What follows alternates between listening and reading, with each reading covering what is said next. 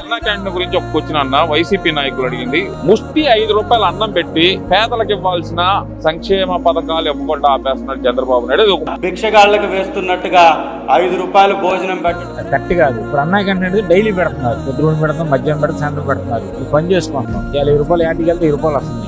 మొత్తం సాయంత్రం మేము పొద్దుమూడు క్యారీ తీసుకెళ్తాం. సాయంత్రం హోటల్ తినాలి. హోటల్ అంటే దగ్గర 2 వందలు అవుతుంది.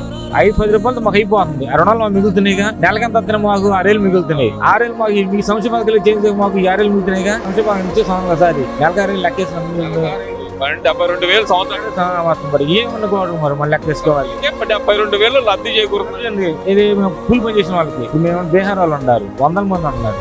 వాళ్ళు చంద్రబాబు దేవుడు దండం పెట్టుకున్నారు. వాళ్ళు సాయంత్రం అన్న 3 కోట్ల కమ్మకు వచ్చి అంటారు, 3 కోట్లు అన్నారు. వాళ్ళు ఎంత డబ్బులు వస్తుంది వాళ్ళ ఆడలు మొగలు మొత్తం వచ్చి వాళ్ళని అన్నారు. వాళ్ళు ఇప్పుడు అద్దెలు కట్ట 5,000 కట్ట 10,000 10,000 వాళ్ళకి ఏంటంటే 2,000 3,000 తీసుకున్నారు. అద్దెలు అద్దెలు మాత్రం ఈ తిని మిగిలిపోతుంది. వాళ్ళకి కమ్మ పని చేసుకుంటున్నారు. వాళ్ళు 3 కల్లా 5,000 సంపాదించుకున్నారు. అసలు చంద్రబాబు దేవుడు ఉంటున్నారు.